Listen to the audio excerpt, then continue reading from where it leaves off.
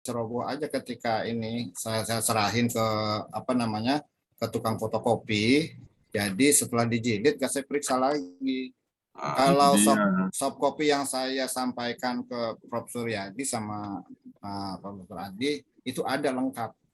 Ada, kalau nggak ada yang kena kena ini Pak Suryadi sama saya itu. Karena menandatangan bab 5 itu ya. Lain kali lebih teliti ya. Siap, siap.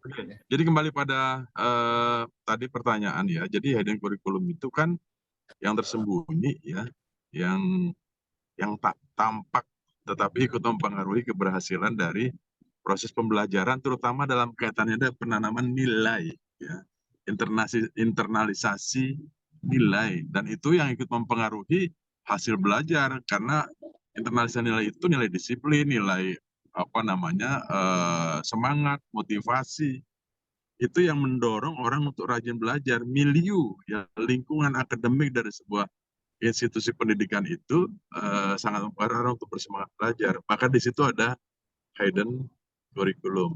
Ya.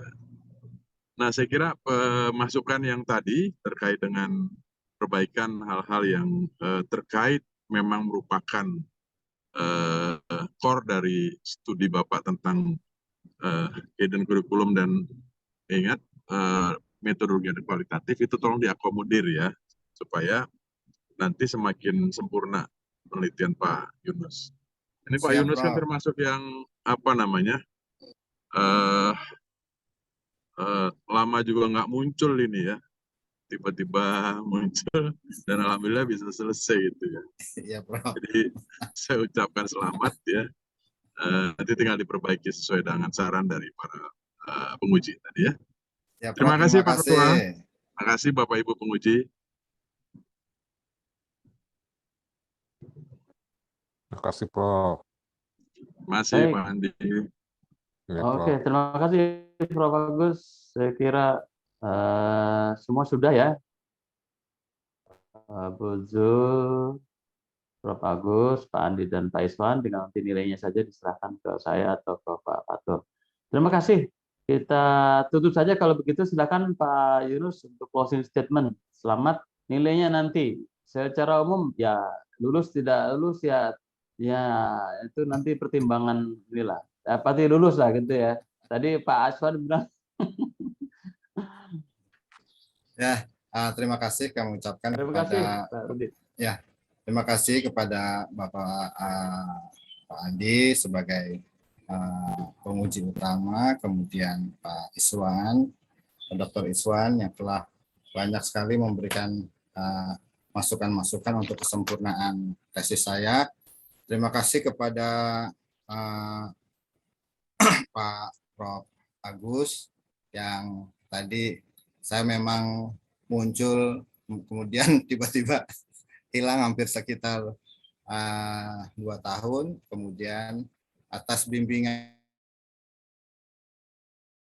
bila rewel terus, mengingatkan saya terus, memotivasi saya terus sehingga akhirnya saya bisa menyelesaikan studi saya. Ini betul-betul saya bil khusus terima kasih sebesar-besarnya kepada Bu Zul yang meskipun dalam kondisi tidak sehat tetap masih mau menerima kami untuk mendapatkan bimbingan. Mudah-mudahan ilmu dari Bapak sekalian, Pak Prof. Agus, Pak Prof. Andi, kemudian Pak Prof. Ahmad Suryadi, Pak Prof. Iswan, dan semuanya ini menjadi ilmu yang bermanfaat buat kami. Demikian, Assalamualaikum warahmatullahi wabarakatuh. Waalaikumsalam warahmatullahi wabarakatuh. Ya, oke. Terima kasih Pak Yunus. Selamat sudah sampai ke ujung ini dan mudah-mudahan saya kira bisa nanti memperbaiki dan setelah itu bisa wisuda Amin. sebagai magister pendidikan ya baru di tahun 2003. Terima kasih. Oke, baik. Bapak Ibu, kita langsung saja ya, Pak Bagus ya. Mohon izin Ini lab, Pak. Silakan, Pak, dengan silakan. yang terakhir sudah siap? Oh, Pak Ansor. Iya, sudah siap. Ini Mbak Fira Sudah Pak, Krisri, sudah siap? sudah saya Pak, Oke, insya Allah. baik, terima kasih. Terima kasih sudah siap nih pelaksanaan ujian terakhir nih ya. Atas nama Mbak Fira Krisna Yuwantari. Ini sobatnya Pak Yunus juga nih, luar biasa ya, saya tahu perjuangannya. Judulnya tentang penerapan kurikulum berbasis kurikulum cikal kompetensi 5 bintang terhadap pengembangan keterampilan belajar siswa berkebutuhan khusus di sekolah penyelenggara inklusi. Nah, ini banyak sekali konsepnya. Pembimbingnya adalah Ibu Dr. Zulfitria MPD, pembimbing 2-nya Bapak Dr. Ansarullah, pembimbing penguji utama Prof. Agus dan Ibu Rabiah. Ibu Rabiah sudah ada belum? Sudah ada. Sudah ya? Alhamdulillah. Baik, kalau begitu kita mulai saja. Silakan, saya kira kalau begitu Mbak Fira untuk menyampaikan paparannya 15 menit. Baik. Terima kasih sebelumnya. Bismillahirrahmanirrahim. Assalamualaikum warahmatullahi wabarakatuh. Apakah suara saya terdengar dengan jelas, Bapak Ibu? Ya, baik. Yang saya hormati Bapak Dr. Ahmad Suryadi MPD sebagai Ketua Sidang, yang saya hormati dan saya sayangi Ibu Zulfitria MPD sebagai Pembimbing 1, Bapak Dr. Ansarullah MAG sebagai Pembimbing 2, yang saya hormati Bapak Profesor Dr. Agus Suradika MPD sebagai Penguji Utama, dan Ibu Rabiatul Adawiyah sebagai Penguji Senat. Nah, sama. Oke, izinkan saya akan berbagi layar. Saya akan memaparkan tesis saya, hasil penelitian saya, guna penyelesaian studi S2 saya.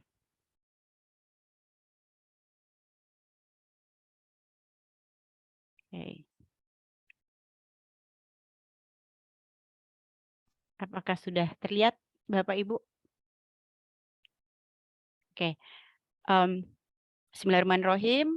Tesis atau penelitian yang saya lakukan adalah penerapan kurikulum berbasis kurikulum cikal kompetensi 5 bintang terhadap pengembangan keterampilan belajar siswa berkebutuhan khusus di sekolah penyelenggara inklusi. Kebetulan saya juga kerja di sekolah Cikal, di Cikal Serpong. Lalu saya memutuskan untuk mengambil penelitian ini di tempat saya bekerja karena di mana akan lebih mudah dan juga sepertinya saya juga cukup menguasai untuk di kurikulum tersebut. Baik.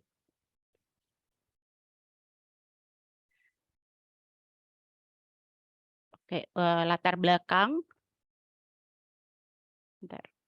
Oke, pembelajaran inklusi merupakan wujud penyelenggaraan pembelajaran yang menyatukan partisipan didik berkebutuhan spesial atau khusus dengan partisipan didik dengan keadaan wajar atau anak-anak pada umumnya yang belajar bersama. Dengan terdapatnya sistem pembelajaran inklusi membagikan peluang pelajar partisipan didik berkebutuhan khusus buat belajar bersama dengan partisipan didik pada biasanya sehingga mereka bisa membiasakan diri dengan kehidupan nyata tiap harinya. Lalu penyelenggaraan pembelajaran inklusi di sekolah bisa memberikan peluang untuk siswa berkebutuhan khusus buat belajar di sekolah universal yang dekat dengan tempat tinggalnya, serta ialah upaya menuntaskan program harus belajar yang tidak terkecuali untuk siswa yang berkebutuhan khusus sehingga pembelajaran untuk siswa berkebutuhan khusus bisa terlaksana.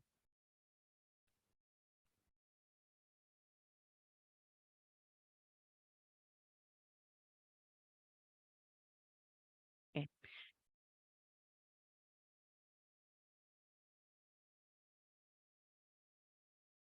Diidentifikasikan setidaknya di 2 bidang, yaitu pendidikan inklusi seringkali menjadi formalitas karena kurikulum pendidikan inklusi tidak memadai. Jadi anak-anak berkebutuhan khusus sekolah di tempat umum mungkin, tapi dengan penanganannya atau persyaratan hanya untuk memenuhi persyaratan Undang-Undang Pengasuhan Anak dan untuk menghindari perilaku diskriminatif saja. Lalu rendahnya kualitas guru dan belum optimalnya pelaksanaan pendidikan inklusi di sekolah umum, sistem pendidikan inklusi secara implisit menuntut guru untuk memiliki kualitas di atas rata-rata. Guru pendidikan inklusi harus mampu merancang kurikulum dan metode pembelajaran yang tidak hanya menarik tapi juga memenuhi kebutuhan untuk siswa dari berbagai latar belakang. Dengan adanya permasalahan tersebut, yang anak sekolah Cikal putuskan menggunakan kurikulum Cikal yang berbasis Cikal kompetensi 5 bintang dengan alasan Cikal memiliki komunitas yang bersinergi untuk memberikan pendidikan yang terbaik bagi setiap anak. Cikal juga memiliki tim pendidikan inklusi Cikal di mana tim siswa berkebutuhan khusus dan orang tua melakukan wawancara, menilai rekod perkembangan anak, merancang program yang tepat agar proses belajar tidak tumpang tindih dengan program yang sudah dijalankan.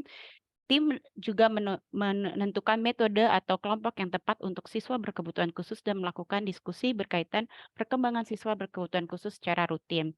Yang intinya untuk anak-anak berkebutuhan khusus di sekolah Cikal memang kita melakukan diferensiasi untuk anak-anak yang memang membutuhkan cara belajar atau gaya belajar. Nah, kurikulum Cikal juga berfokus pada potensi individu. Pendekatannya sangat individual atau personalized. Tujuannya adalah untuk mengoptimalkan keunikan, keragaman, kebutuhan, dan minat siswa berkebutuhan khusus yang dikembangkan melalui program pelajaran individu. Pendidikan inklusi Cikal menyediakan beberapa mode belajar siswa berkebutuhan khusus seperti individu, lalu berkelompok kecil, lalu kelompok besar. Mode ini untuk melihat kebutuhan siswa berkebutuhan khusus. Biasanya kami lakukan ini untuk melihat metode mana yang memang efektif untuk anak-anak yang berkebutuhan khusus ini gitu. Karena pastinya setiap anak berkebutuhan khusus punya kekhasannya atau punya cara belajarnya yang memang bisa mereka enak gitu ya, nyaman untuk setiap individunya. Lalu rumusan masalah dan pertanyaan penelitian. Berdasarkan fokus penelitian, maka rumusan masalah yang diajukan dalam penelitian ini yaitu bagaimana penerapan kurikulum berbasis kompetensi pada siswa berkebutuhan khusus di sekolah penyelenggara inklusi, bagaimana penerapan kurikulum berbasis kurikulum Cikal kompetensi 5 bintang dalam peningkatan keterampilan belajar siswa berkebutuhan khusus di sekolah penyelenggara inklusi, lalu bagaimana efektivitas penerapan kurikulum berbasis kurikulum kompetensi 5 bintang dalam mendukung keterampilan belajar siswa berkebutuhan khusus di sekolah penyelenggara inklusi. Kegunaan penelitiannya diharapkan dengan adanya penelitian ini dapat memberikan manfaat sebagai berikut. Secara empiris, penelitian ini dapat dijadikan acuan atau paling tidak sebagai bahan perbandingan bagi lembaga-lembaga pendidikan atau sekolah atau madrasah. Secara teoritik atau substantif, penelitian ini merupakan sebuah tawaran konsep teoritik tentang pentingnya meningkatkan keterampilan belajar siswa berkebutuhan khusus terkait dengan diterapkannya kurikulum berbasis kompetensi. Secara normatif, penelitian ini sebagai sumbang saran pemikiran terhadap masalah-masalah pengelolaan lembaga pendidikan sekolah atau madrasah.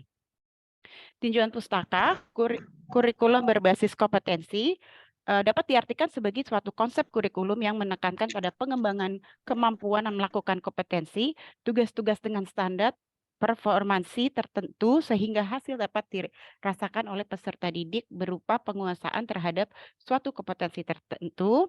Lalu atau kurikulum berbasis kompetensi juga merupakan kurikulum yang berorientasi pada hasil yang berupa kompetensi atau kemampuan yang memiliki peserta didik setelah dilaksanakan sejumlah pengalaman belajar tertentu sehingga mampu bersaing di dunia kerja.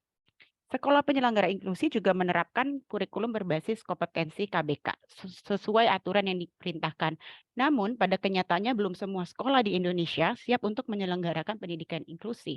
Hal tersebut disebabkan oleh adanya ketidaksesuaian kurikulum reguler untuk anak pendidikan inklusi, minimnya saran penunjang sistem dan terbatasnya pengetahuan dan keterampilan, ditambah dengan terpaku oleh sistem kurikulum nasional dan kebijakan sekolah, keterbatasan pemahaman dan pengetahuan guru yang mengenai pendidikan inklusi.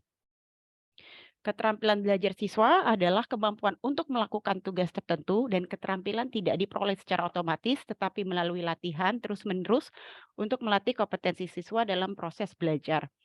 Karena terprogram diperoleh melalui latihan terus-menerus terkait dengan pengertian belajar di atas. Kemampuan belajar adalah keterampilan yang diperoleh seseorang melalui proses latihan yang berkesinambungan, termasuk aspek optimalisasi cara belajar dan ranah kognitif, emosional, atau psikomotorik.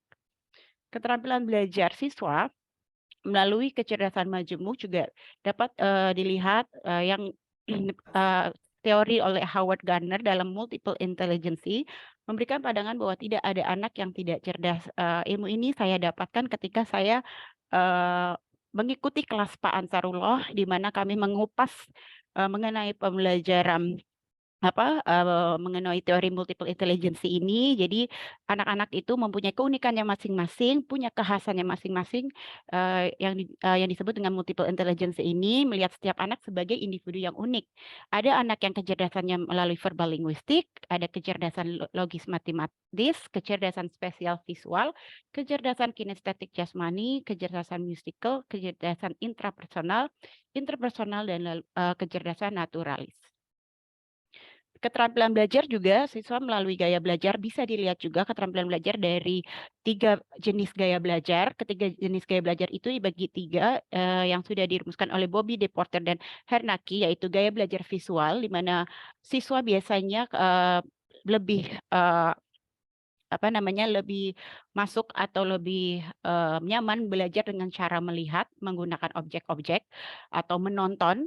Ada gaya belajar auditorial, belajar dengan cara mendengarkan suara-suara, biasanya secara auditori. Ada gaya belajar kinestetik, belajar dengan cara bergerak, bekerja, dan menyentuh. Biasanya ini guru menyiapkan kegiatannya dengan membuat games, dengan membuatkan kegiatan-kegiatan emang dengan fisik atau bergerak, seperti itu. Nah, keterampilan belajar siswa melalui gaya berpikir yang dirumuskan oleh Anthony Gergrak melalui quantum learning-nya juga bisa dilihat gaya belajar itu gaya berpikir menjadi 4 kombinasi. Kehilangan. Yang ke-1 itu seperti saya kehapus, maaf. Gaya berpikir yang ketiga itu salah satunya adalah gaya berpikir acak konkret. Lalu ada gaya berpikir acak abstrak. Yang ke-1 itu gaya berpikir sequential konkret dan gaya berpikir sequential abstrak. Nah, konsep pendidikan inklusi sendiri, konsep dasar pendidikan inklusi dimaksudkan adalah sistem pelayanan pendidikan yang mengikutsertakan anak berkebutuhan khusus belajar bersama dengan anak sebayanya di sekolah reguler yang terdekat dengan tempat tinggalnya. Namun bisa dilihat atau berkebutuhan khusus itu seperti berikut. Mungkin ada siswa dengan gangguan penglihatan, ada siswa yang gangguan pendengaran, gangguan bicara, fisik, kesulitan belajar, siswa yang gangguan lambat belajar, siswa dengan gangguan pemusatan pemikiran, siswa cerdas istimewa, siswa bakat istimewa, juga siswa yang memiliki kebutuhan khusus secara sosial. Untuk di sekolah saya sendiri, kami temukan lebih banyak anak yang kebutuhan fisik mungkin tidak ada. Tapi kami lebih banyak yang kesulitan belajar, gangguan lambat belajar, dan juga yang cerdas istimewa dan bakat istimewa. Nah, tujuan penelitian ini, di metodologi penelitian tujuannya adalah untuk mengetahui penerapan kurikulum berbasis kurikulum Cikal Kompetensi 5 Bintang yang berbasis kompetensi terhadap pengembangan keterampilan belajar siswa berkebutuhan khusus di sekolah penyelenggara inklusi. Tepat dan waktunya, seperti yang sebelumnya saya sampaikan, tempat penelitiannya sendiri berada di sekolah, lalu penelitiannya itu dari bulan November 2022 sampai dengan bulan Januari 2023. Metode dan prosedur penelitiannya, penelitian ini merupakan penelitian deskriptif kualitatif yang berarti memaparkan atau menggambarkan sesuatu. Menurut Kirk and Miller mengemukakan bahwa penelitian kualitatif adalah tradisi tertentu dalam ilmu pengetahuan sosial yang secara fundamental bergantung dari pengamatan dan pada manusia baik dalam kawasannya maupun dalam peristilahannya.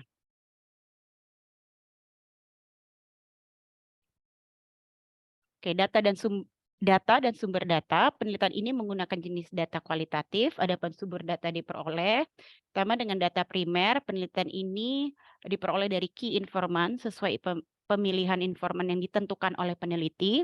Data sekundernya pada penelitian kali ini yang termasuk dalam data sekunder adalah studi pustaka dari literatur yang menunjang atau berkaitan dengan penelitian ini, di mana data sekunder ini digunakan untuk membantu menganalisis data primer. teknik prosedur pengumpulan data pada penilaian ini menggunakan teknik pengumpulan data dengan cara observasi, dokumentasi, dan wawancara. Teknik observasi yaitu pengamatan dilakukan secara sengaja, sistematis mengenai fenomena sosial dengan gejala-gejala psikis. Teknik wawancara yaitu interview, wawancara adalah percakapan dengan maksud tertentu. Percakapan itu dilakukan oleh dua pihak yaitu wawancara atau interviewer. Lalu teknik dokumentasi merupakan catatan peristiwa yang sudah berlaku atau dokumen bisa berbentuk tulisan, gambar atau karya-karya monumental dan dari seseorang.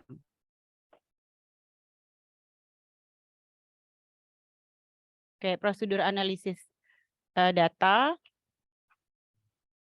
Oke, peneliti menggunakan teknik analisis data dengan cara reduksi data, yaitu penyajian data serta kesimpulan dan verifikasi data. Jadi pertama dengan reduksi data sebagai proses pemilihan, pemusatan, perhatian pada penyederhanaan pengabstrakan dan transformasi data kasar yang muncul dari catatan-catatan tertulis di lapangan. Lalu dengan menyajikan data, pada penyajian data ini dibatasi sebagai sekumpulan informasi tersusun yang memberi kemungkinan adanya penarikan kesimpulan dan pengambilan tindakan, lalu melakukan kesimpulan dan verifikasi data. Dokumen merupakan catatan peristiwa yang sudah berlaku. Dokumen bisa berbentuk tulisan, gambar, karya-karya monumental. Langkah-langkah analisis kualitatif, ketiga tahapan analisis kualitatif secara interaktif dapat digambarkan dalam diagram di bawah ini oleh Mills dan Huberman, yaitu dengan pengumpulan data, penyajian data, penarikan kesimpulan, verifikasi, lalu sumber dari reduksi data. Nah, kompetensi Cikal 5 bintang sendiri itu adalah Cikal 5 bintang diimplementasikan di seluruh suasana sekolah, merencanakan, mengajar, dan menilai di semua tingkat interaksi. Tujuan kurikulum Cikal adalah menjadi komunitas pembelajar seumur hidup yang membuat perbedaan melalui semua yang serangkaian kompetensi yang terdiri dari pengetahuan, sikap, keterampilan, dan tindakan spesifik yang kami yakini penting untuk mengembangkan manusia seutuhnya. Nah, 5 bintang kompetensi ini ada saya jabarkan sedikit di sini profil kompetensi Cikal 5 bintang serta dimensi yang di dalamnya yang diuraikan sebagai berikut. Dimensi pertama, kaya secara emosional, moral, dan spiritual. Kami juga ingin menanamkan anak inklusif, berupaya mengembangkan strategi emosional dalam hubungan pribadi dan sosial yang menghormati nilai hak semua orang, keyakinan pada setiap pembelajaran bahwa ada dimensi kehidupan Tuhan dalam setiap hal yang kita lakukan. Dimensi berikutnya, berpikiran luas dan sehat secara fisik, keingintahuan belajar secara hidup, pemahaman konseptual, menjaga gaya hidup sehat untuk mempromosikan kesejahteraan, atau kami ingin sekali menanamkan kebiasaan ini kepada anak-anak inklusi untuk hidup lebih sehat dan juga menjaga kebersihan. Kompetensi berikutnya, terampil dan pemikir yang efektif. Para pemikir yang berpengalaman dan efektif dalam hal ini, Sekolah Cikal berupaya menanamkan kepada siswanya sikap senantiasa menganalisis masalah, mengajukan solusi rasional, proaktif, mengambil keputusan beralasan dan etis.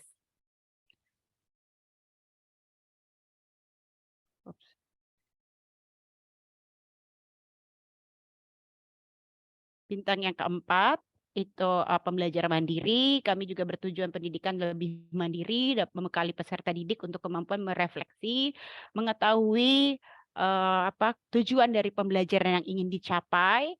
Lalu bintang berikutnya adalah memberdayakan anggota masyarakat global yang adil, berkelanjutan damai. Siswa Cikal juga ingin berkomitmen untuk bertindak atau masalah apapun baik pada ranah lokal maupun global, mempromosikan perdamaian dan membuat perbedaan positif dalam dunia yang kita hidup di dalamnya.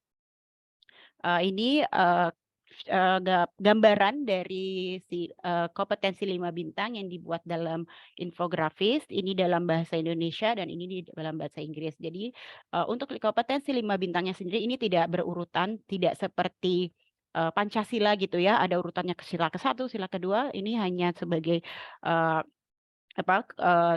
kompetensi 5 bintang ini tidak berurutan dan bisa disesuaikan dengan tujuan setiap anak gitu. Jadi tidak ada yang ke-1 harus tercapai pelajar merdeka dulu atau kedua pribadi bahagia, itu tidak berurutan. Nah, di setiap 5 bintang Cikal, di setiap 5 bintang itu terdapat dimensi. Seperti pelajar merdeka, kami ingin sekali sebagai pelajar merdeka, siswa berkomitmen, mandiri, reflektif, sebagai pribadi bahagia dan bijak, berimbang, bekerja sama dan prinsip. Sebagai pemikir terlatih dan efektif, kami melatih siswa agar lebih cerdas, inovatif, dan komunikatif. Sebagai individu berwawasan luas dan berpikir sehat, agar lebih sehat dan berpikiran terbuka. Sebagai warga dunia yang berdaya, supaya lebih peduli dengan lingkungannya, berorientasi aksi, berkepemimpinan yang berdampak. Nah, kurikulum pendidikan inklusi digital, observasi dilakukan terhadap implementasi kurikulum kompetensi bintang 5, bintang inklusi yang saya lakukan ini adalah khususnya di kelas 3 dan kelas 4 SD Cikal. Sekolah Cikal dengan kompetensi Cikal bintang 5 dilaksanakannya dalam kegiatan pembelajaran.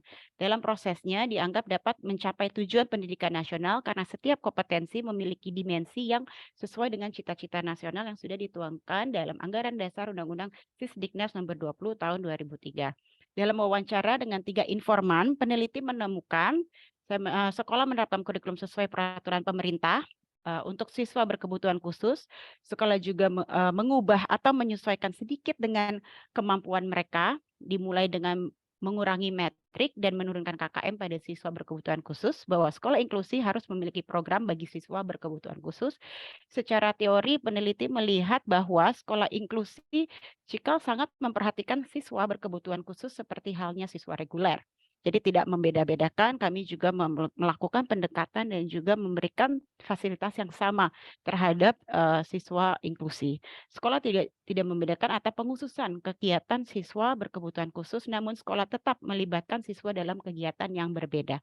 Jadi disesuaikan oleh kebutuhannya.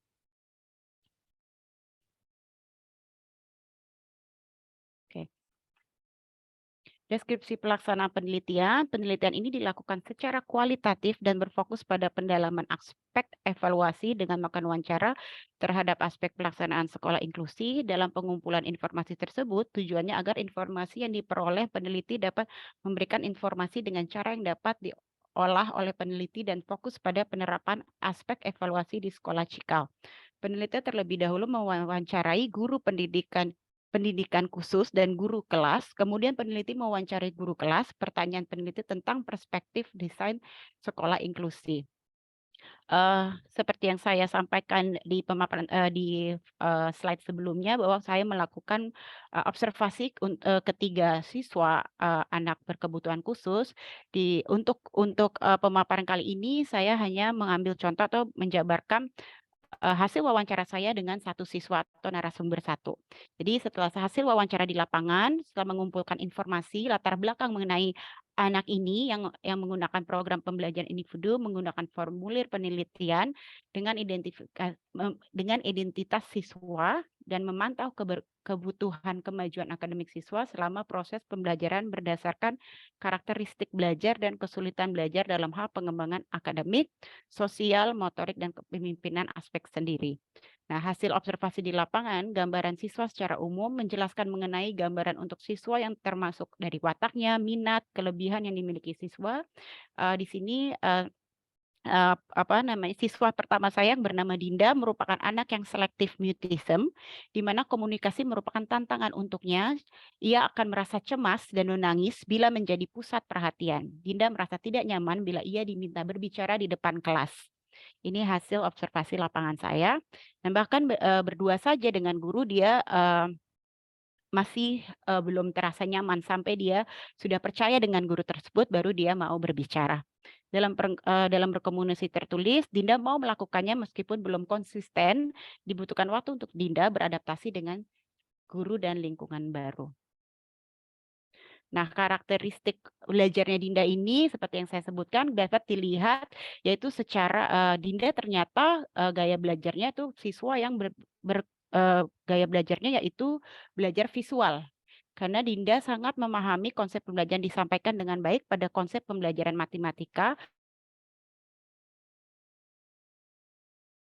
visual. Jadi dia untuk pembelajaran matematika ini sangat diperlukan bantuan atau objek-objek yang dapat membantu untuk agar Dinda lebih maksimal.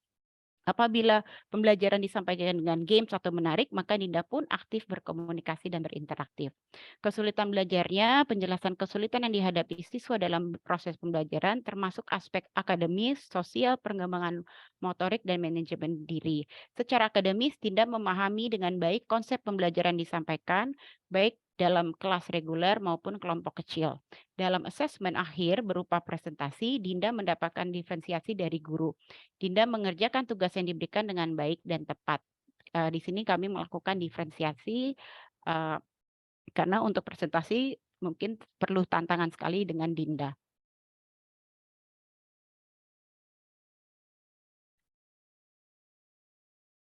Nah, dalam hubungan sosialnya, kami juga bekerja sama dengan orang tua di rumah untuk mengetahui kebiasaan atau kemajuan Dinda di rumah seperti apa. Kami juga perlu dukungan dari keluarga orang tua Dinda. Kami juga menjalin hubungan yang baik untuk mengetahui perkembangan Dinda di rumah.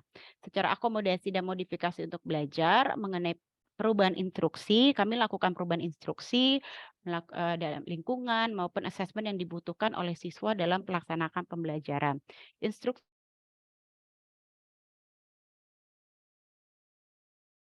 kalimat sederhana. Dibutuhkan stimulasi berupa pertanyaan 5W, 1H untuk memastikan instruksi telah dipahami, intonasi suara untuk mengoreksi kecemasannya Dinda, situasi pembelajaran diperlukan kondisi ruangan yang tenang bertujuan untuk melatih kemandirian, lalu dukungan dan dorongan untuk mulai meningkatkan kemampuan bahasa baik secara tertulis maupun verbal. Untuk asesmennya kami berikan eksperimen dan juga modul. Nah, dari setelah melakukan wawancara, lalu kami sudah menarik kesimpulan, lalu kami menyimpulkan bahwa untuk kedepannya atau perencanaan kedepannya per semester ini apa sih yang bisa Dinda capai, yaitu target kompetensi yang kami ingin capai kepada Dinda, yaitu kompetensi bintang sebagai pemikir terlatih dan efektif dalam dimensi komunikatif. Karena Dinda mengalami atau didiagnosa sebagai selective mutism, maka yang kami ingin tujukan adalah untuk meningkatkan kompetensi komunikatifnya atau keterampilan berkomunikasinya. Lalu kemampuan saat ini, Dinda sudah mampu membaca dan memahami kalimat bacaan, sudah memahami operasi hitung dan konsep soal cerita sederhana, membuat kesimpulan pada teks berita atau artikel secara tertulis, memerlukan pemetaan pikiran untuk pengorganisasian ide. Nah, untuk tujuan jangka pendeknya untuk siswa yang bernama Dinda ini, Dinda akan mampu mengembangkan dimensi komunikatifnya pada keterampilan aktif menggunakan bahasa tubuh sebelum menggunakan bahasa verbal, aktif menggunakan komunikasi tertulis dalam kegiatan pembelajaran baik small group atau reguler, aktif bertanya bila mengalami kesulitan dalam pembelajaran.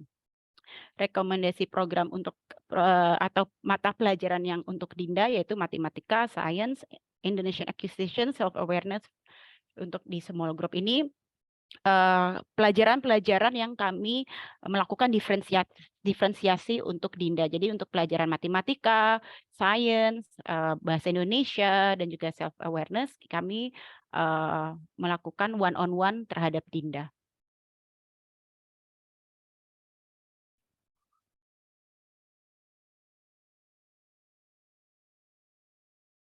Oke, hasil evaluasi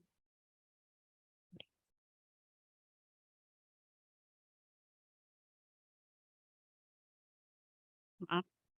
Hasil evaluasinya ternyata Dinda memang diperlukan waktu dan pembiasaan untuk membangun kepercayaan diri dan menghilangkan kekhawatiran Dinda terhadap teman dan guru di level kelasnya. Untuk itu metode perbadi atau kita terapkan supaya semua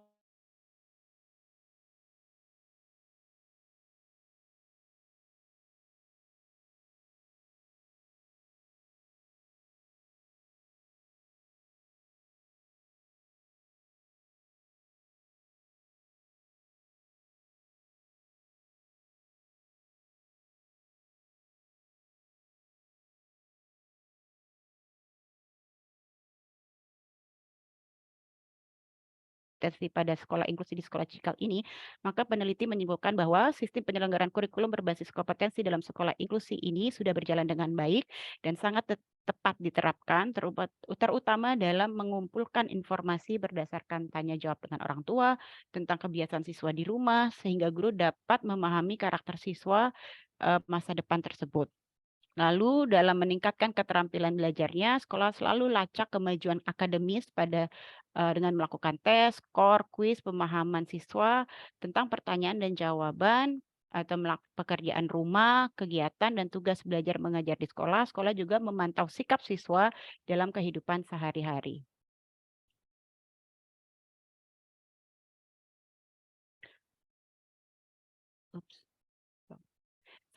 Saran berdasarkan terbatasan penelitian ini, maka peneliti memberikan beberapa saran untuk penelitian selanjutnya.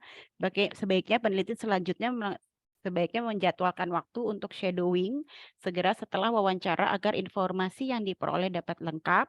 Calon peneliti sebaiknya segera dijadwalkan waktu observasi selama jadwal guru berkebutuhan khusus berlaku untuk memaksimalkan observasi kelas. Sekolah diharapkan mempertahankan program yang sudah ada dan menambah program lain serta melengkapi langkah-langkah evaluasi yang sesuai.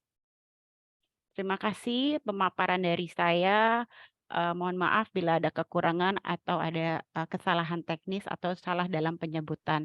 Assalamualaikum warahmatullahi wabarakatuh. Waalaikumsalam warahmatullahi wabarakatuh. Terima kasih Mbak Fira Krisna ya yang sudah menyampaikan. Ini sekolah yang diteliti sekolah top se-Indonesia ini. Karena dianggap ini cikal atau asal muasal dari kurikulum Merdeka ya.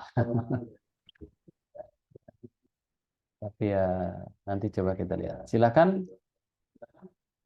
Di sini sudah hadir Ibu Robiah, Bu Dr. Robiatul Adawiyah, MPD, untuk mewakili Senat. Langsung saja ya, Prof. Agus nanti berikutnya ya. Agus dari pagi ini kayaknya ini top Prof. Agus nih kayaknya man of the match ya. Prof. Agus gabung belum ya? Belum. Oke. Oke, siap. Ibu Dr. Robiatul Adawiyah dulu. Siap. Wah, ini di mana nih? Lagi di negeri seberang ya? Siap. Tadi dari Pasca. Siap. Oke Pak, terima kasih. Assalamualaikum warahmatullahi wabarakatuh. Waalaikumsalam. Yang saya hormati Bapak Prodi, Bapak Agus, pembimbing, dan para dosen yang lainnya. Alhamdulillah, ini namanya Fira Krisna Yuantari ya. Sehat Bu Fira? Ya Ibu, salam kenal Ibu. Alhamdulillah dalam keadaan salam sehat. kenal tadi ya. Very nervous. Nervous banget. Gitu.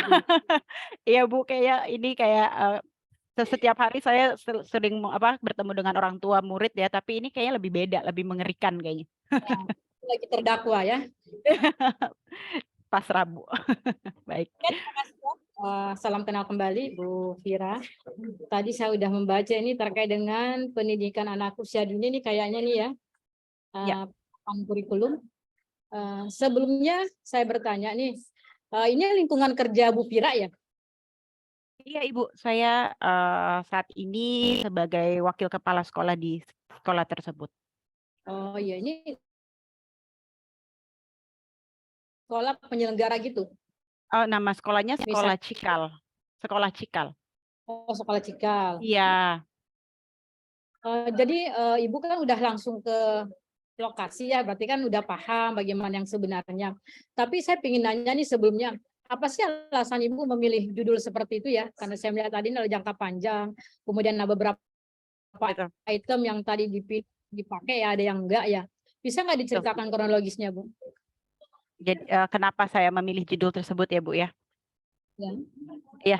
Karena saya sebelumnya kalau dari latar belakangnya sendiri sih sebenarnya dari ketertarikan saya untuk mendalami atau mempelajari anak berkebutuhan khusus gitu. Kalau selama saya menjadi pendidik di sekolah Cikal, saya melihat kurikulum yang kami miliki yaitu kompetensi 5 bintang dan juga kita sebenarnya juga linear dengan kurikulum nasional gitu ya.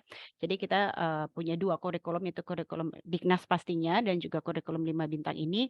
Saya melihat cara pendekatannya, cara interaksi, terus metode yang kami gunakan untuk anak berkebutuhan khusus itu mungkin ya karena saya melihat setiap hari ya Bu ya, itu sangat efektif gitu ya dan ada progres gitu. Jadi dilihat setiap kali akhir tahun ajaran gitu, anak itu perkembangannya terlihat sekali dan yang tadinya mungkin ada anak yang tidak berkebutuhan khusus ternyata dia bisa bergabung di kelas anak-anak reguler yang tidak jadi anak kebutuhan khusus lagi gitu. Dia sudah lepas dari program-program keberkebutuhan khususnya gitu. Jadi dari pengalaman saya di sana saya melihat adanya progres.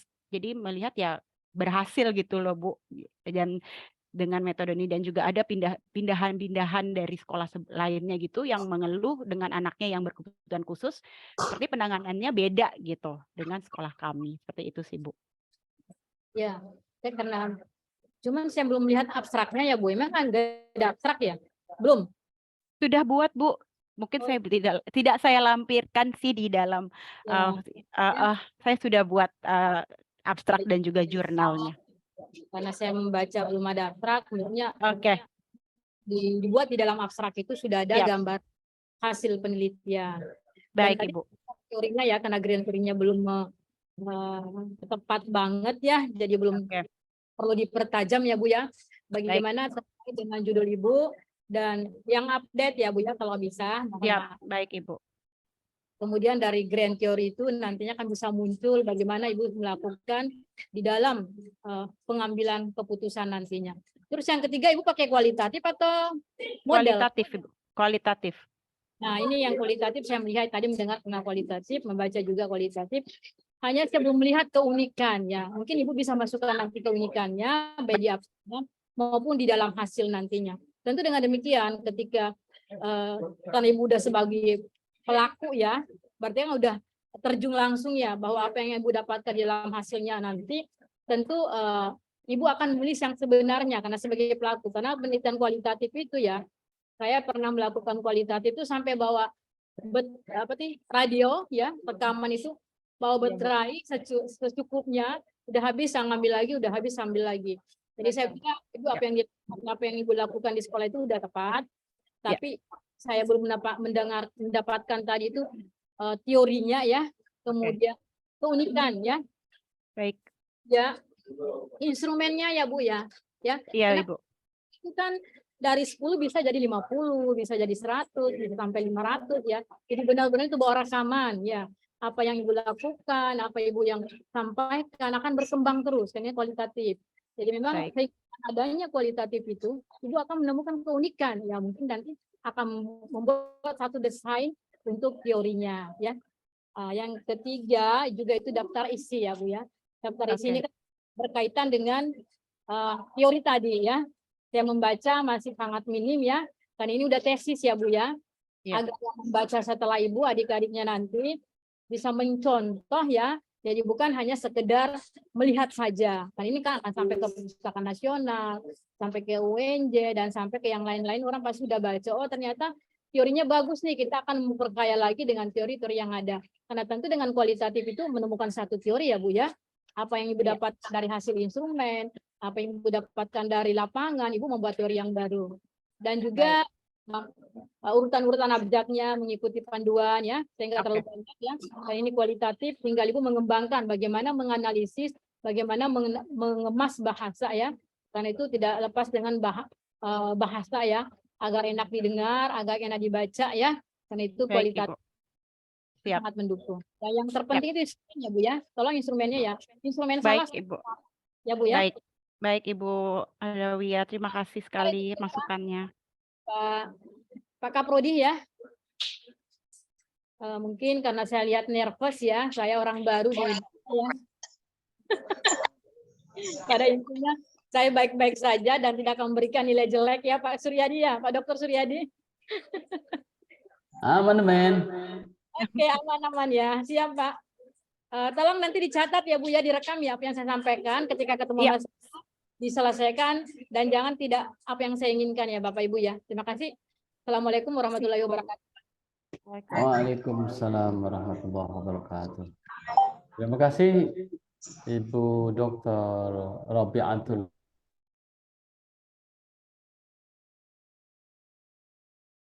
Dan evaluasinya ya. Terima kasih ini ya sudah bersedia. Ini kali pertama, mudah-mudahan tidak bosan ya ke depan jika ada teman-teman yang memerlukan pandangan-pandangan dari Ibu Dr. Robiatul Adawi. Selanjutnya Prof. Agus. Ya. Terima kasih Pak Sur. Ya. Saya baru aja nyampe di PWM ini. Luar biasa. Ini penelitian menarik sebetulnya ya. Jadi Bu Fira ya, penelitian menarik karena penelitian mengenai inklusi. Ini kan pendidikan inklusi ya, Fira ya. Betul Pak. Itu Betul Pak. memang sedikit sekali dilakukan riset ya. Bahkan kebijakan mengenai pendidikan inklusi itu hanya berdasarkan pertimbangan-pertimbangan konsep teoretik yang sangat textbook tanpa melihat realitas dalam persiapan itu seperti apa. Nah, hanya sayangnya penelitian ini tidak bisa atau belum menampilkan tepatnya tema-tema penting dari hasil riset sebagaimana riset kualitatif. Apalagi tadi saya melihat analisisnya kan menggunakan Spreadley ya. Spreadley atau siapa tadi? Tadi pakai Pakai apa? Mars and Haberman. Haberman ya. Nah, itu Haberman, mirip-mirip. Ya, mirip-mirip Spreadley itu ya. Jadi ada pertanyaan di adik triadik. Nah, saya mau tanya ke Ibu bagaimana langkah awal, entry point ketika Ibu mencari data? Informannya siapa? Informannya adalah guru pengajar barang berkebutuhan khusus Pak. Kami di sana ada memang pendidik-pendidik yang memang khusus mengajar anak-anak yang berkebutuhan khusus. Dari situ saya bertanya Usia berapa? Usia yang peneliti saya ini kelas 3 dan kelas 4 kurang lebih usia 8-9 tahun. Oke. Nah, untuk sekolah kebutuhan khusus. Nah, ini inklusi kan ya? Ya. Jadi mereka berbaur dengan siswa-siswi yang tidak mengalami kendala kan? Betul. Nah, apa yang menarik menurut Ibu temuan dari hasil penelitian itu? Yang menarik dari saya, kalau dari 3 siswa yang saya teliti, ketiga siswa itu sangat unik sih Pak. Cara belajarnya, cara pendekatannya, dan cara mereka bersosialisasi dengan teman sekelasnya. Apanya Seperti yang itu. unik? Yang unik yaitu gaya belajarnya dari ketiga.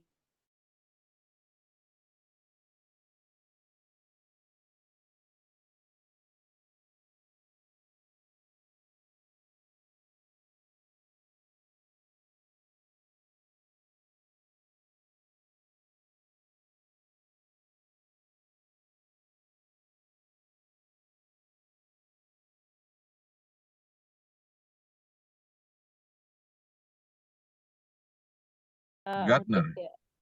Ya, Gartner itu yang multiple intelligence. Kalau yang gaya belajar, bentar Pak, itu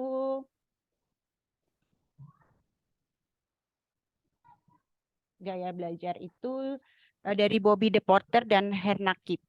Apa bunyinya di situ? Di situ gaya belajar adalah kombinasi dari bagaimana anak menerima informasi dan bagaimana anak mengatur dan memprosesnya. Iya, ya. Itu gaya belajar. Tapi kalau kinestetik, kemudian kesenian ya, matematik, itu apa gaya belajar? Itu multiple intelligence, Pak. Intelligence, multiple intelligence, ability ya. Yes. Betul. Jadi bukan gaya belajar itu ya. Oke. Tapi ada Siap. anak yang misalnya memiliki apa gaya belajar itu ada yang terkait dengan cara dia menerima informasi itu ada yang harus dengan musik gitu ya.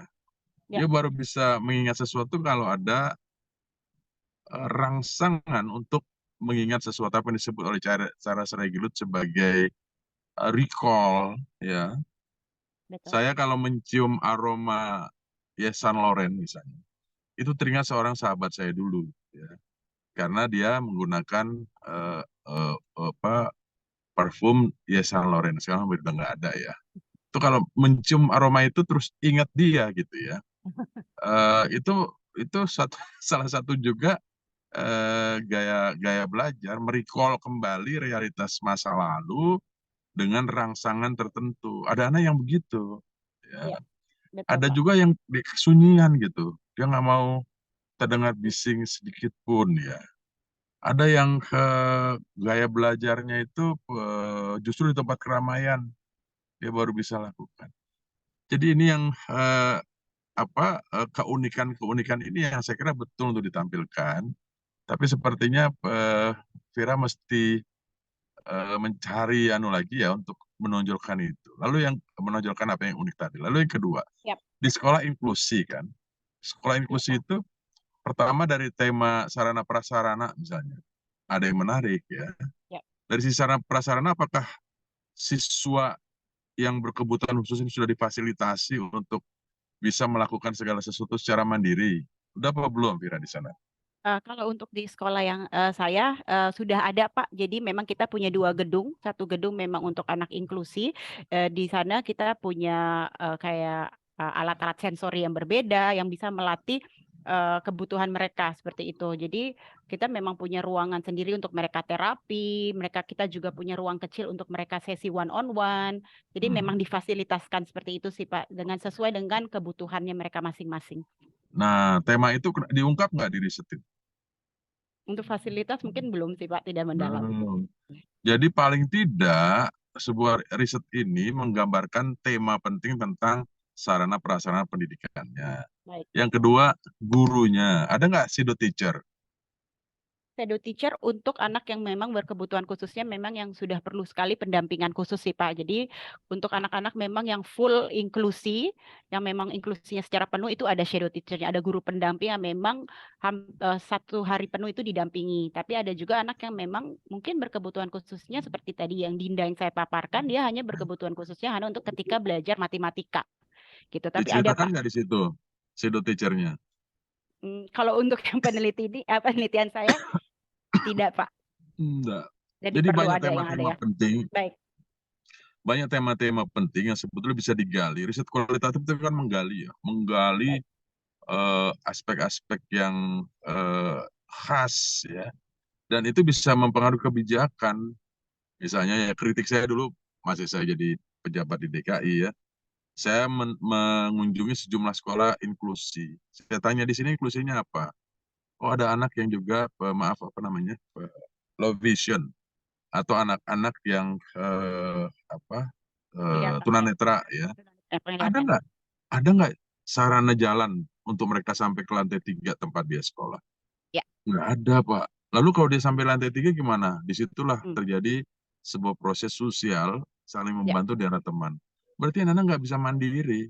Dia membutuhkan orang lain untuk sampai di kelasnya saja membutuhkan orang lain. Padahal semangat belajar itu kan to help people and to help themselves ya. That's Jadi right. bisa menolong orang lalu bisa untuk dirinya sendiri. Ya. Jadi banyak tema-tema penting yang bisa digali dari pendidikan inklusi dan ini menarik buat teknologi pendidikan ya. Karena teknologi pendidikan itu kan memfasilitasi anak untuk belajar. Jadi kalau kita bicara inklusi, wah luas sekali. Nah saya harap ini bisa digali. Oke. Setelah dapat nih guru pertama ya, terus siapa lagi yang digali? Orang Pakai tua. teknik apa dalam memilih informannya? Lebih wawancara sih Pak. Bukan, itu pengumpulan data. Untuk memilih informannya orang-orang yang diwawancara itu, caranya gimana? Karena saya di sekolah dasar. Jadi memang saya yang lingkungan yang memang yang apa namanya yang dekat dengan saya itu sih apa namanya dengan orang-orang yang berkecimpung setiap hari saja sih dengan Pernah pendidik pernah ya. mendengar teknik snowball? Belum, Pak. Nah, itu kualitatif tuh snowball kebanyakan. Jadi informan satu, informan dua sampai tidak ditemukan lagi data jenuh. Ya, Baik. itu ciri khas riset kualitatif. Oke, Baik. yang terakhir ya nanti sambil perbaikan Baik. saya akan membantu melakukan kategorisasi ya dalam kaitan dengan riset kualitatif ini sehingga Vira akan menemukan banyak sekali tema-tema penting yang kalau orang membaca itu akan terfikir, oh kalau gitu masih ada kebijakan yang dibuat oleh pemerintah memberikan sarana prasarana memadai untuk anak belajar secara inklusi. Tidak ada Baik. perbedaan layanan antara yang anak-anak yang normal dengan yang berkebutuhan khusus misalnya. Bagaimana dalam kaitan, saya tanya lagi misalnya, sekarang standar ketuntasan belajar ya, sama nggak antara anak berkebutuhan khusus dengan anak yang normal? Berbeda, Pak. Jadi kita sesuaikan, kami melakukan modifikasi sih untuk anak-anak yang berkebutuhan khusus. Jadi disesuaikan dengan pencapaiannya gitu. Tadi seperti yang saya sebutkan, kami menurunkan standarnya. Mungkin kalau untuk anak normal bisa mengerjakan tugas seperti 5 soal seperti itu sih, Pak. Dan kita Mengapa sederhanakan tidak? juga. Nah, kan pertanyaan triadik diadiknya ya dari data itu muncul pertanyaan, itu namanya triadik diadik di dalam riset kualitatif ya. Mengapa harus dipecah sampai level 5? Apakah tidak sebaiknya levelnya tetap 10 kategori pencapaian ketuntasan belajarnya, tapi levelingnya yang direndahkan? Kan beda ya. Jadi Yap.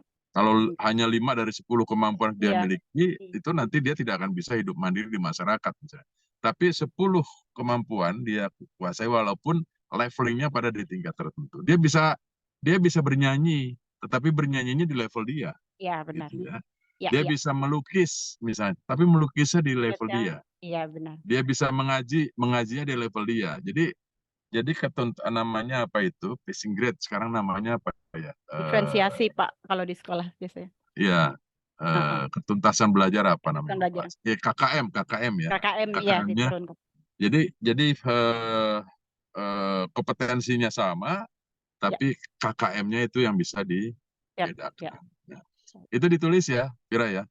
Iya, Pak. Prof, sudah saya tulis. Oke, baik.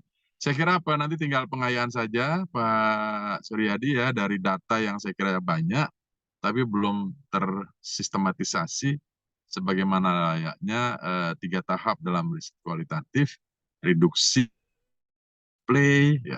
reduksi, terakhir display ya, penyajian data, dan paling penting itu adalah meaning, pemahaman tentang realitas yang disajikan. Baik, selamat ya Vira, selamat juga buat Bapak Ibu pembimbing. Terima kasih, saya kembalikan ke Pak Suryadi. Baik, terima kasih Prof. Agus. Jadi ini bersyukur ya Mbak Vira karena diarahkan langsung di penguji ahlinya itu Prof. Agus. Ya kan nanti konsultasi supaya lebih bagus gitu hasilnya kan. Karena sekolahnya bagus. Memang ini ada persoalan juga ya. Saya memang melihat kalau kita menyampaikan judul itu memang sebaiknya memang menghindari nomenklatur yang mengarah ke itu gitu ya. Sekolah X aja gitu ya. Karena beberapa disorot, saya nggak tahu di Prof. Agus. Saya kan artinya tidak terlalu mengarah kepada sekolah tertentu karena kalau dia ya plus bagus, tapi kalau negatif dianggapnya kan kita apa ya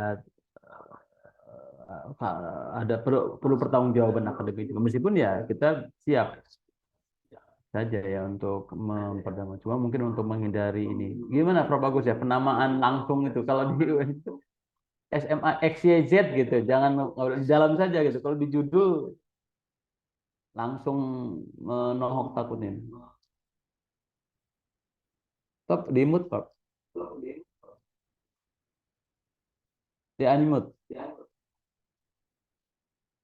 Masih di mute, Prof. Di mute. Ya, Ya, saran saya disembunyikan aja Pak Oke. Suryadi. Jadi namanya nggak usah disebut secara, kalau Cikal misalnya Judul. CKL gitu ya. Oke, Jadi baik, Pak. dalam bentuk anonim aja. Oke, Ini Cikal yang di baik. Depok ya? Serpong. Yang di Serpong, Pak. Oh, Serpong. Ya, sekolah bagus dan mahal itu. Ya. Iya, gurunya sejahtera banget itu Pak Sur. Iya, makanya kalau penelitian ini kesimpulannya agak meleset kan takutnya kita menurunkan gitu ya. Itu bukan berarti kita tidak ini, tapi sebaiknya di inisial gitu ya. Baik. Ya, kayak gitu. Oke. Terima kasih, Terima Pak. kasih Prof. Agus sekali lagi atas masukan dan evaluasinya. Selanjutnya kami serahkan ke pembimbing. Ini ada Pak Ansor dan Ibu Zulfitria. Ini Bu Zulfitria rekor nih sekarang. Semua pembimbingnya Bu Zulfitria ini. Oh, luar biasa kayaknya. Silakan Pak Ansor dulu.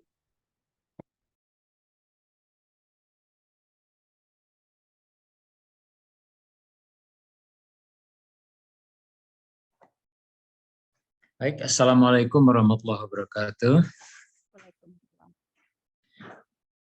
Baik, bisa dengar ya semuanya? Ya. Baik, ini Vira ya, Anda menunjukkan satu kemajuan yang sangat signifikan sehingga menarik untuk dilanjutkan ini. Saya sebagai pembimbing ya, bukan penanya. Biasanya penanya. Nah, ya, baiklah. Saya melihat ini sebetulnya feedback dari bapak-bapak penguji tadi itu banyak yang bagus ya, banyak bagus kita lihat. Kita lihat dari Prof. Agus misalnya menyarankan sebetulnya untuk menambah gaya belajar. Nah, itu masing-masing itu diterangkan. Jadi dia tidak terkait dengan teori multiple intelligence, tidak, tapi gaya belajar itu mengambil mungkin namanya yang sama, gitu ya. Atau ada kemiripan lah. Gitu. Ada maksudnya kalau kinestetik dalam kecerdasan orang memiliki kecerdasan tentang raganya, bagaimana mengembangkan raga atau beraksi atau tidak, tapi pada gaya belajar itu hanya ada seorang anak yang suka berjalan atau bergerak atau melihat ke lapangan, itu gaya dia belajar. Kebetulan gaya ini kalau soal nama banyak yang sama. Nah, ya, yang sama. Nah, termasuk gaya berpikir tadi itu kalau di beberapa tempat itu bukan gaya berpikir tapi gaya belajar. Oke, tapi biarlah pakai saja apa yang ada dalam referensi. Kalau tidak salah itu Jung ya, Jung ya. Nanti psikologi dia menggunakan gaya belajar juga. Tapi kita melihat gaya berpikir ya. Nah, 3 dari 3 gaya belajar yang dikembangkan oleh Bobby De Potter ya, nanti itu dikembangkan lagi sesuai dengan apa yang disarankan Pak. Yang itu diperjelas. Kemudian ada orang yang punya gaya yang di luar dari konsep ini, seperti orang ada mau jadi tempat yang sunyi atau dia didukung oleh musik seperti barok yang bagus untuk berpikir dalam. Nah, itu coba boleh masukkan nyanyinya seperti itu. Kemudian ada orang yang belajarnya di atas bis. Ya, saya senang di atas bis. Jadi saya tidak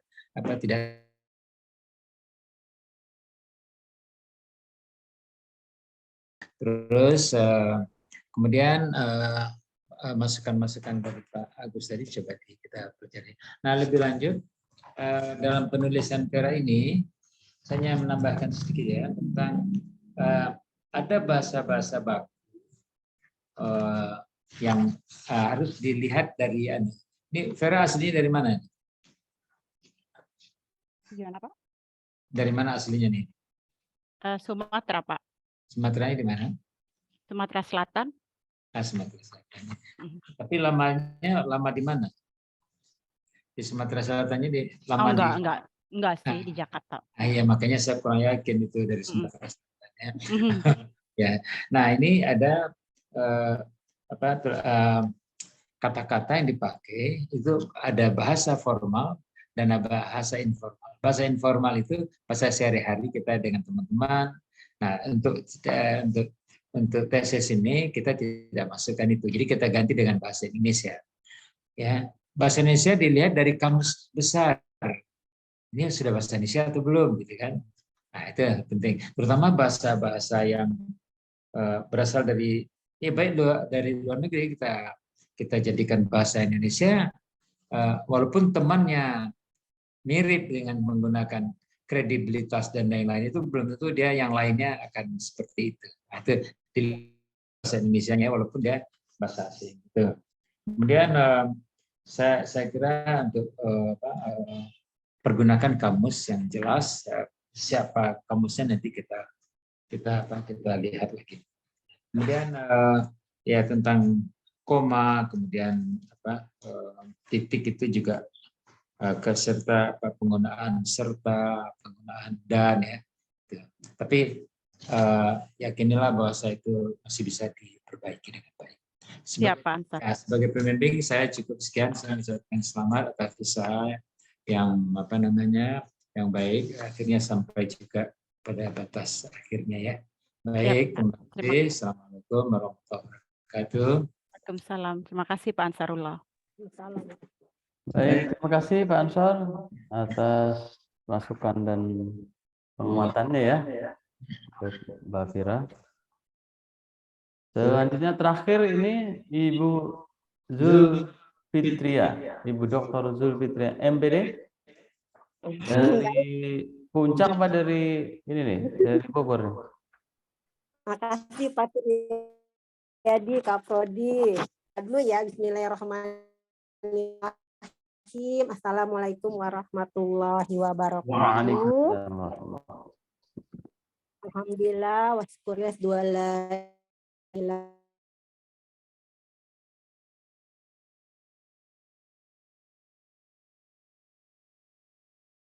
ini kayaknya Bu Fitri dari pagi, Bu Fitri terus ininya. Ternyata bimbingan Ibu Fitri semua, betul itu saya tuh lihat luar biasa, top skor itu. Kalau saya rekod langsung saya kasih hadiah. Fitri hebat. Oke, terima kasih semuanya. Salam kenal kepada Ibu Dr. Abiatul Adawiyah. Kemudian beliau ini ya dosen MPI ya, ya Pak? Betul, Pak dosen Suryadi. MPI. Makanya nanti bisa nih Pak Suryadi, kan kemarin dosen MPI nguji ke Tekpen, mungkin nanti kebalikannya. Bisa, Bu Fitri sudah layak, sudah lektor kepala. Karena itu salah satu kewajiban kalau ingin menjadi GB itu ada kita mempunyai syarat wajib minimal 3 menguji S3 minimal 3 orang atau membimbing 1 orang sampai lulus. Itu aja sih Pak. Mudah-mudahan nanti kedepannya bisa dibantu tuh Pak Kaprodi, Pak Prof Agus Rika, biar bisa juga proses guru besar ini bisa tuntas. Makasih semuanya. Alhamdulillah hari ini menyenangkan sekali ya, walaupun dengan kesakitan Bu Fitri hari ini, mengembirakan juga nih akhirnya Mbak Fira ditutup dengan yang baik gitu kan.